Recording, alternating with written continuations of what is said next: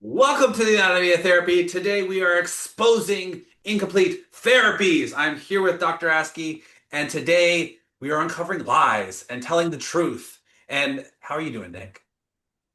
We're just myth busting, man. Like I love that's it. all I we're love it. doing. Nothing better. Okay, let me pull up some fun stuff. There is this one that's going pretty viral right now on TikTok. Even most of the top fitness trends are great for men and actually hurt women. So let's talk about 5 fitness trends that give men abs and make women feel more I'll be the tired with judge tighter of that. pants. Welcome back to Man Science, where we talk about the shoddy, sloppy science done by dudes and what we still believe as a result of it that is hurting women still today. Brutal. Women are not small men, but from car safety to medications, still today, almost all testing is done on 100% men. And then First of all, can we just say that's not False. true? That's absolutely false. 100% of False. testing is done. False. False. One red flag. women, because we're just little men. And this has been the Nobody problem with thinks these that. 5 fitness trends And you're also not a little scientist. No. and made popular and sold to women. And I'm betting that number one, you already knew intuitively. Number 5, exercise machines. Hey, lady, new to the gym, intimidated by all the big dudes with the free weights? Come and exercise on these exercise machines. A Wait great for way it. to start out. A great machine for a lady. All exercise machines are designed to the height of the average man, which means for most women, getting on an exercise machine designed for a man means that we're more prone to injury because the machine doesn't even cater to our proportions. Okay, I gotta pause. Gotta pause. Gotta pause. First of all, she's clearly never been on an exercise machine because they are adjustable. The seats go up and down, the seats go back and forth. You can adjust all of them to your height and size. Usually I have to adjust them to make them fit me because I'm 6'4". Like, annoying. Incorrect. Yeah, and Boy. she's not like she's a health coach turned executive coach. Like if you're a coach, means you're not a player. So, yeah, there's that. Well said. Being less. As a woman, you might have been trying to do this your whole entire life. If you've ever done a fitness challenge alongside a man, you might notice that he's cutting out some of his favorite foods and his body looks different. And your pants are getting tighter, and that's really frustrating because you're doing the same thing. Turns out, as women, it's really important for us to continue eating all throughout the day because if we don't, our bodies will hold on to that extra energy and even put an extra layer on because Okay, hold on. how our biology is different. It's Number it's three, it's true. cardio. Hold on, hold on. It's true. Female biology is different, but if we're just talking about fat loss, it's very simple: calories in and calories out. Like the more, if you burn 2,000 calories and you eat 2,400 calories, you have an excessive amount of calories, and that you will store that energy. If you do the Yeah. opposite, if you eat 24,000 calories and you burn 3,000 calories, you're in a caloric deficit. Now, there's also the macros and micros and all that stuff, which is fun. But generally, for weight loss, it's just a simple calories in, calories out. Yeah, and it's like my wife used to get really mad at me like on how much I would lose weight when we would do like a keto cleanse or whatever. I'm like, I don't know how much more muscle mass I have than you, but it's a lot. Like muscle mass is expensive. 100%. S- And so guys are going to lose more weight than women. Like that's the fact of it. It's like we had to buy our drinks in college, so enjoy your karma. Like I don't know what to say. Like whatever. Like She's got some shutty signs. Let's go. Cardio. This is gonna be good. Oh, if you've ever felt a little self conscious at the gym, so you're like, oh, I'll just be on the bike at the back, or I'll go for an extra long run because I overindulged the night before, it is working against you. Our biology as women doesn't read a bunch of cardio as burning off dessert, it reads it as a stress response. So let's hold on to that dessert. 2, fasted Okay, I effort. see you shaking your head. You go first on this one. so guys and girls physiology works the same way from a stress response with minor differences. Like if you look at Robert Sapolsky's work, like guys are fight or flight, girls are fight, fight, freeze. Like there's minor differences, but like if you are in the same heart rate zone as a guy and you're doing cardio, you're getting the same benefit. Exactly. It goes also back to the And caloric thing I was saying, but yeah. but females tend to generate like they tend to do more cardio and they tend to train in more of the dead heart rate zones that I call them, to where they're not high enough to raise your VO2 max, but they're not low enough to increase your aerobic fitness. So you're just like wasting your time if you're in that dead zone to where you can't really talk, but you're not like dying. Like if you're training in that zone, you should probably not. I have nothing to add. Well said. Let's see what she's got. Exercise. If you've ever felt super disciplined because you get up and have your coffee and go right to your workout, and you'll have breakfast when you get home. Like usual, a trend designed for men because it works well for them. As women, we have a cortisol spike about 30 minutes after we wake up. If we eat, we feel nourished and that cortisol comes back down. If we are working out without breakfast, our stress hormones like cortisol, which tells our body to hold on to our weight, stay elevated all day long. And number Okay, one, no, number one. Hold on. First of all, I don't like to work out fasted. I like to get my macros in first, so I have fuel going in. Like, dude, this girl is just making stuff up. Well, I work out fasted 90% of the time, but I do agree that more females have problems with intermittent fasting than males, True. just because it whacks their thyroid out, and there's some issues that pop up, but um, overall, it's not like a like, oh, females should never do this. It's like maybe a third of them have a problem with it, but like I do fasted workouts in cardio 6 days a week. Fasted is great. I mean, it depends on what you're like working for or working towards, like what your goals are. I know guys who will refuse to go in without any calories in their body, and I've definitely done some better workouts fasted as well. It's just what it is you want in your life. really bet you knew this one. Cold plunges, ice baths, fine for men, great health benefits for men. Put us into a stress response at the temperatures that are designed for men. The health benefits come from a shiver response. And when a man goes into freezing water like 32 degrees, then he is going to shiver and get those Just health because you have titties doesn't mean it's different. freezing. Okay, this is a great one to stop on. To go on the ice. Go ahead, you go. Like there is zero difference. Like there is somewhat of a difference based on like hormonal response and like where you're at in your cycle or whatever. But to say that cold plunges aren't for females is absolute garbage. And like, I know she was going to say, like, oh, our peripheral circulation isn't as great. And it's like, yeah, it's not. But also your perception with reality and like your dealing with stress is not great either. So you should probably do that. Like, Yeah, that's what I was going to it, say about cold plunges. Like the idea is with any workout actually is to put some sort of stress onto your body so that you adapt to it, right? Like cold plunge puts a different kind of stress than lifting weights or running across a national park 100 miles. Like it is a stress response and your body's meant to adapt to it basically. I don't know. Maybe I'm crazy, but she seems rather yeah, biased and hacky to me. I would agree. So we'll move on from her. I got a better one though. This is from Nick So you're looking Askey. to increase upper body strength? Yeah, we can do that. Name's Versa.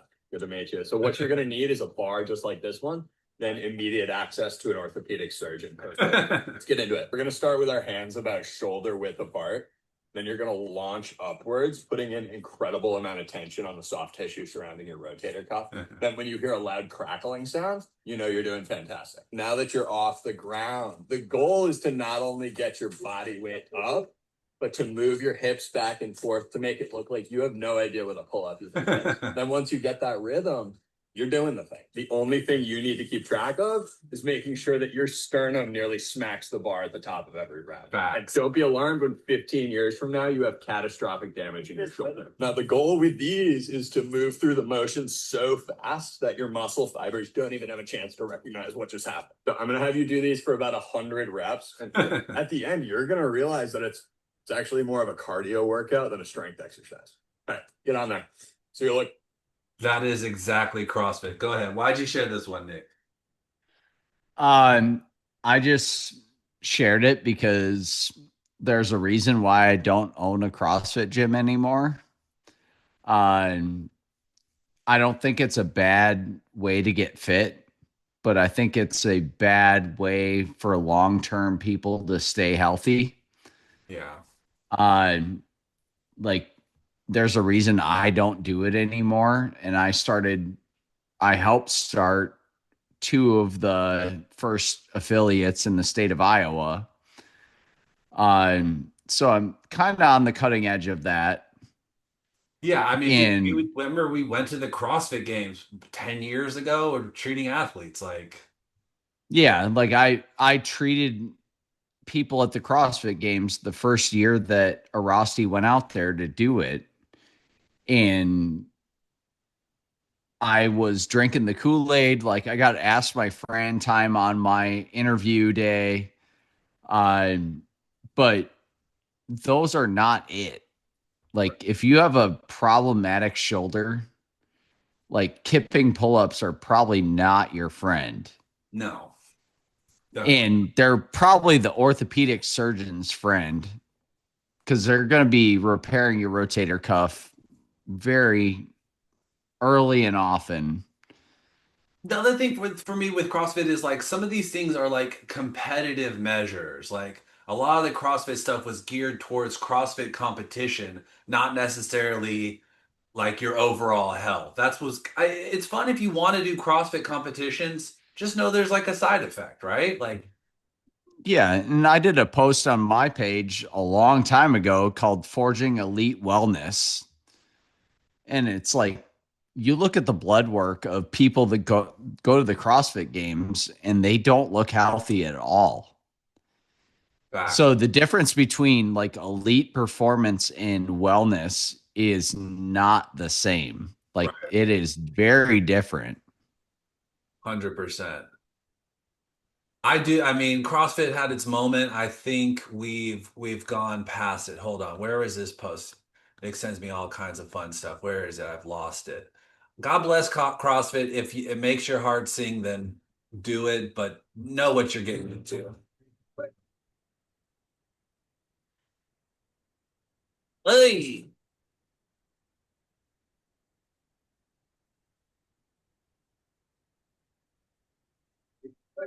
leg extensions are not functional. And then they go on to show a number of ways people are using leg extensions. What's going on with this one, Nick?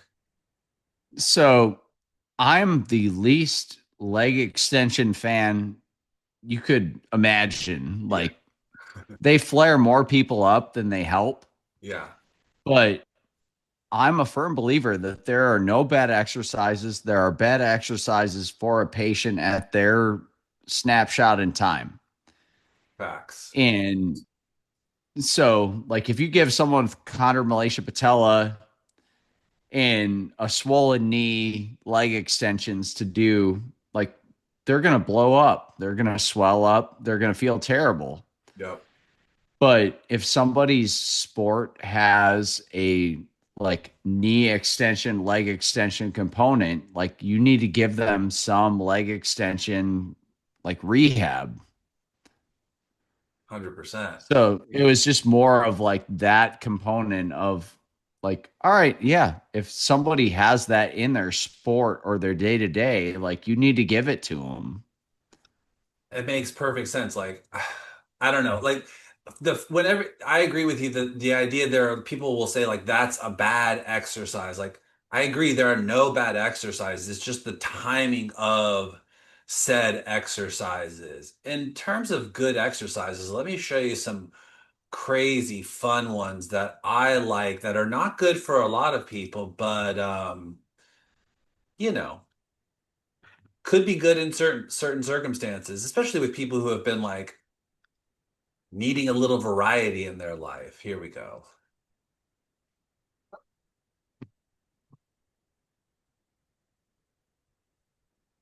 So this is a kettlebell functional, and here's the deal. I'll tell you about this. We'll tell you about some good things I like about this and some things I do not like about this. So we've got some rotation going on here first, targeting every muscle. Also, single arm rotation stuff. You got to be pretty jacked to do these, by the way. That one doesn't have to be very jacked to do. But here's the idea. There are many different ways to train the human body, right? And again, with to your point about exercises being good in certain times, it's good for this guy. This guy clearly has a base. He can definitely squat double body weight, deadlift double body weight.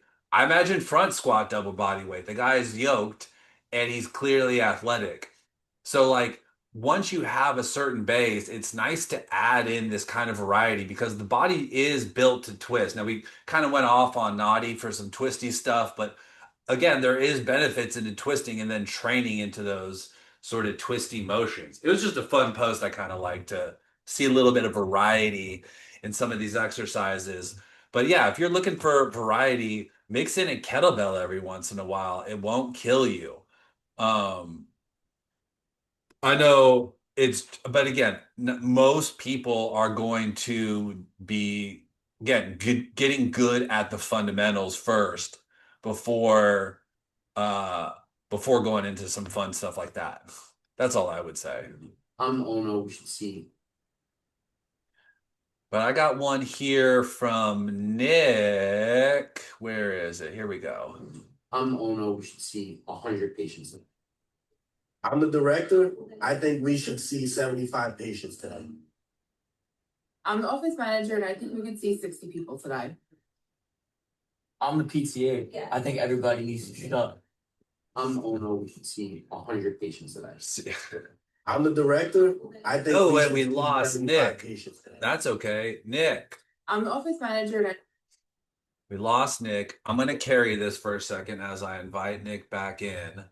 But this happens a lot. When you go to a certain office, you need to know that each office works differently. Some offices are volume offices. Obviously, the owner wants to see 100 people, but you're going to lose uh, maybe a little bit of specificity if you are seeing 100 people. They're not all going to be able to get the precise care that one would like for, honestly. So you're going to miss some of that. Honestly, probably the lower end of that. I mean, I guess it depends how many doctors and patients you have. If you can really provide people with the specific thing that they need, a good history, a good eval, and then like even as the a lot of times with these PT offices, you go in, you get a rehab plan, and you do the same thing kind of over and over and over. But usually rehab plans need to be kind of updated as the patient goes along. So if you're in a clinic where there's 100 people a day, that's kind of crazy. You're probably not going, this is the patient that's going to like leave because you're doing the same exercises week after week after week. And you're like, I can do this on my own. But that's most PT mills, to be quite honest. They're going to be throwing all kinds of crazy stuff at you. Let me show you this one good thing about spines because spines are weird to train, but there are some wonderful ways you can train your spine. So I'm going to dispel some myths really quickly. Your spines are not infragile. Is there no sound on this one? There is no sound on this one. So this is how this guy trains his spine, a little bit dramatic. This is a little bit more a nice pace. He's obviously got an incredible range of motion with this. And even this one starting to do extensions. Hey, he's back. Sorry, dude. No, we're good. We're talking about fragile spines. I was just saying PT clinics with too many people is when they lose people, but we're now on to spines. Um, Okay. and this guy is training his spine in all different ranges. Like your spine needs, again, most people are not going to be doing this sort of thing. Please don't do this. If you're well trained, it's good, but like your spine is capable of taking a lot of stress. This guy is going crazy with these. Obviously, homie is shredded. Maybe something more like this is for the common man, right? And we always love a little seated Jefferson curl is actually pretty passive, to be quite honest. He is really exaggerating the curl of the spine. This guy is clearly quite advanced. And this is a nice one as well. Pretty easy. Kind of wish he had some music, to be quite honest. And then God bless the deadlift. Nothing better. But anyways, spines are meant to move. And if you're in pain, none of these are going to be really great for you. But if you are out of pain and kind of want to do the bulletproof idea, your spine can tolerate a lot more than most people give it. That's all I was trying to say basically with that one. Yeah, we've talked about this several times. Like looking at the end point of things and going, that's not healthy or that's not safe. It's like that person worked up to that for 6, 8, 12 months Yeah, and they got up to it. So I'm all for it. love it. You sent me another one I'm looking for here. Where is she? Come back. Oh, this is it. Here we go. Okay. So Nick sent me this one, and I believe it is worthy of this podcast.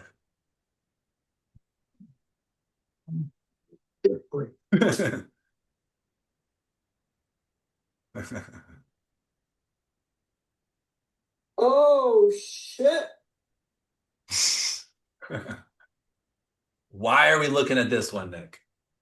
So obviously, the first guy had yoked biceps, could pop the egg, and the other girl didn't have biceps, but she had really mobile elbows and she could pop the egg. Yeah. And there's a lot of posts that pop up in our field that take advantage of people that like are either hypermobile or they have unique genetics or unique like propensities to where they can actually get into ranges of motion that make what looks like it's happening is not really happening. And that girl probably 100%. strong, but like if It's you're there's that, judging that's the why we size of the just gotta be biceps, careful. Oh, hello. if you're judging the size of the biceps on crushing the egg, you're going to be vastly like misguided Right. because like the girl was crushing it and the guy was crushing it. So I feel like that would be common sense, but in this day and age, their common sense ain't so common. Hold on, I got it's another one. on common sense. Oh, yeah, that's it. I got another one that Nick sent, and this was notable because we just had Thanksgiving last week. Let me know if you can relate.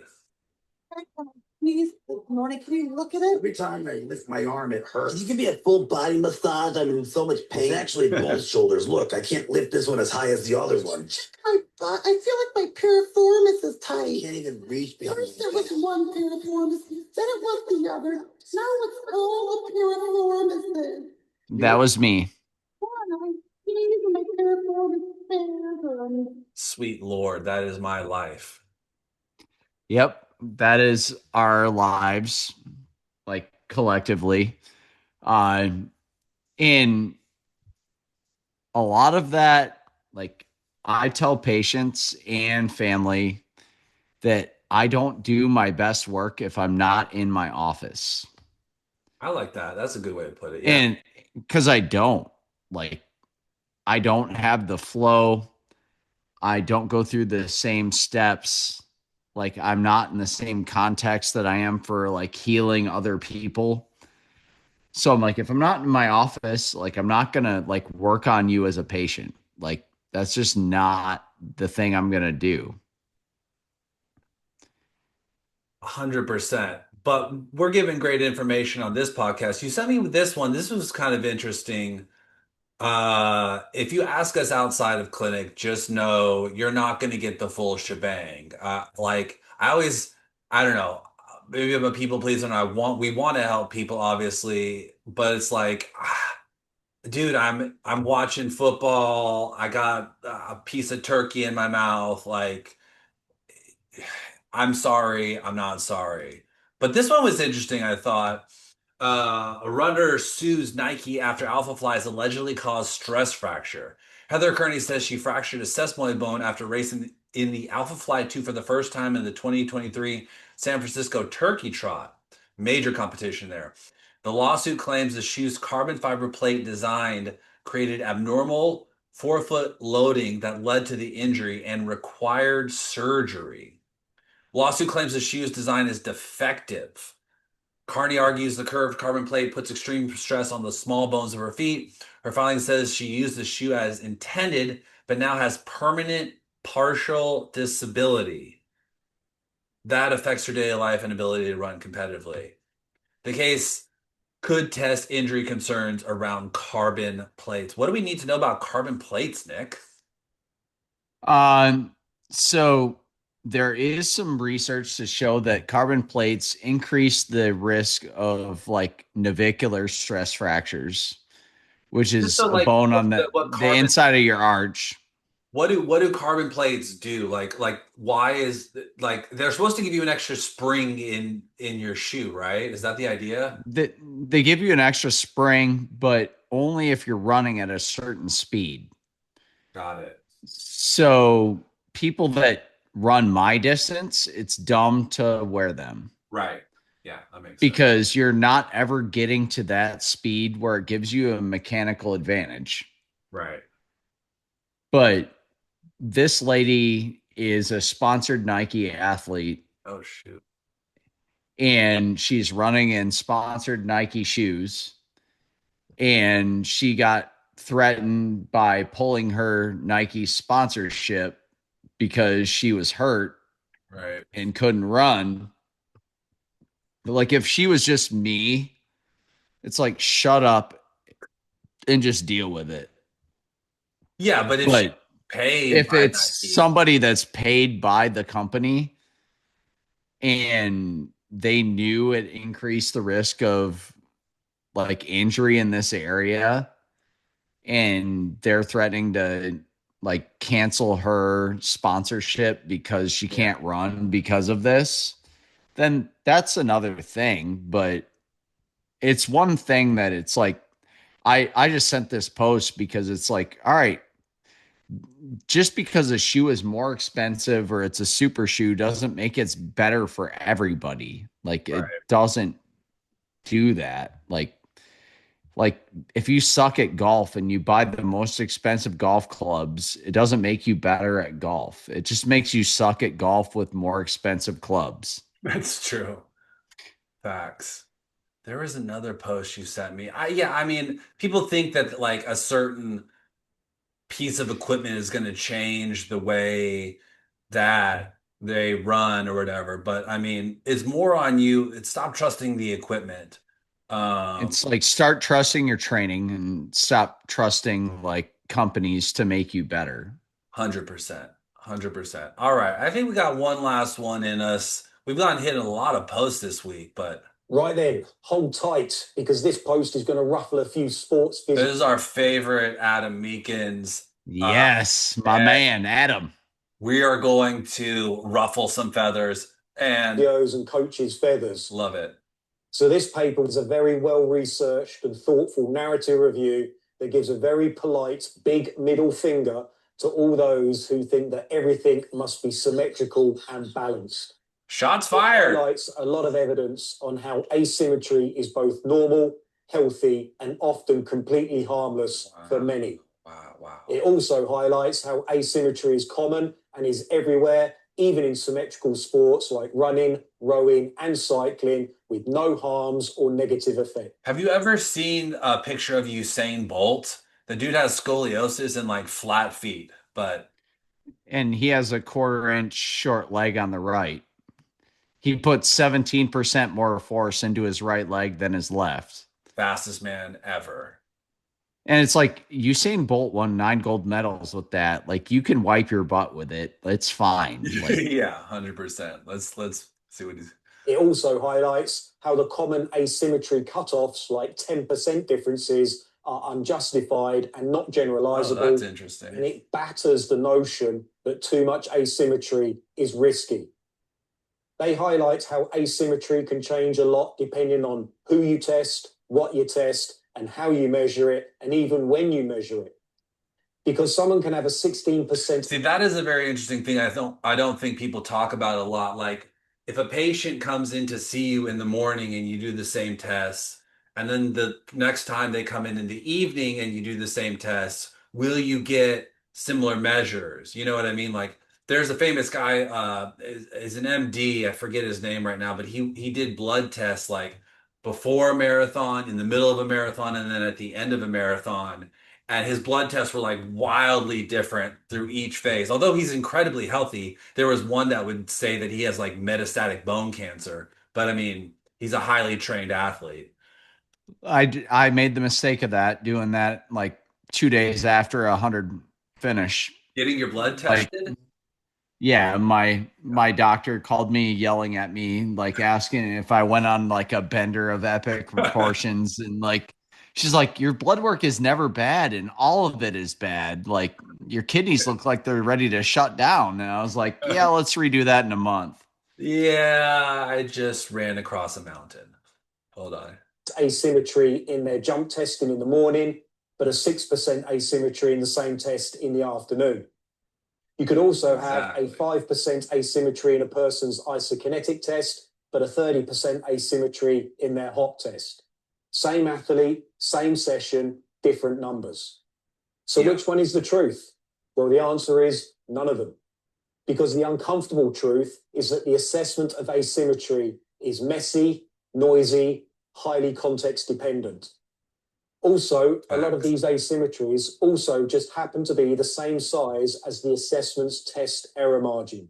Most likely meaning that the asymmetry you have just measured doesn't mean someone is imbalanced. It just means that your test isn't that very good. Fair. To put it simply, we see asymmetries in athletes performing perfectly well across all sports at all levels, all of the fucking time. Jeez. And sometimes asymmetrical athletes are actually performing better than symmetrical athletes because the sport itself is asymmetric. See my Usain Bolt point. And most of the claims about asymmetry increasing the risk of injury just don't hold up, because most of the research doesn't track injuries, or when they do, they often find only small, tiny, inconsistent associations that don't prove anything. Asymmetry doesn't cause injury. Often injury creates asymmetry. And it's all the other physical and psychological factors around a previous injury that often increases the risk of re-injury much more than an asymmetry. Asymmetry alone is not a predictor of anything. If your whole injury prevention program is to get both sides within 10% of each other, you don't have a plan, you have an outdated superstition. Right then.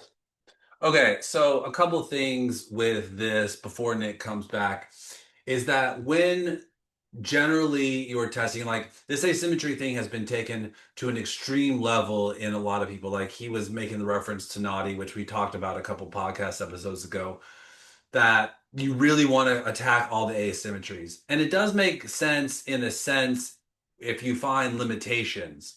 And it does also make sense that certain tests are not meaningful, which is why when you go over your assessment with the patient, you find tests that are meaningful to that patient, and then you work on things to correct that test. Oftentimes, you will find an asymmetry, or the patient will mark, oh yes, this side feels weaker than that, or I can't go as far on this side and that is related to their specific injury. So yeah, it's a fine line. Like the part about like there are a lot of bad actors out there who do kind of prey on these weird asymmetries, and they're like, all we got to do is correct your asymmetry and then everything will be better. But there's a fine line between like, especially in the field, I was just saying, when you're testing people, you're going to find asymmetries, you're going to find imbalances. Like, especially in our field, you're working on finding limitations and then improving those as related to the patient's pain. The gross amount of asymmetry, meaning like you need to be perfectly symmetrical to be out of pain, obviously that's not true. Okay, facts. Well, all right. That is our episode this week. Thank y'all for watching. I'm going to put a link to Nick's page and podcast below. He's got some stuff we referenced today. So if you guys want to go check that out, please do. Thank you guys for watching. We love you so much. Any final words, Dr. Askey? No, man. Like, I've just enjoyed like nerding out with you and like collaborating the last few weeks, and it's been good. 100%, brother. Always love nerding out with you. Thank you guys for listening. Give us a nice review. And if you don't have anything nice to say, bug off. Have a nice week. We'll see you next time. Peace.